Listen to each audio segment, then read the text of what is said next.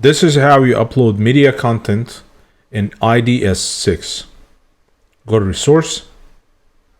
On the left hand side, you can break down your content and put them in different folders. I'm going to create a new folder.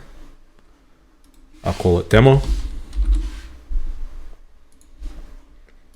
Under demo, I'm going to create 2 new subfolders, one for images,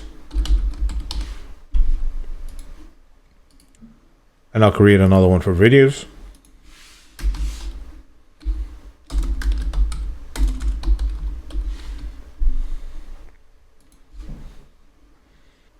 I'll select the folder where I need to upload my content.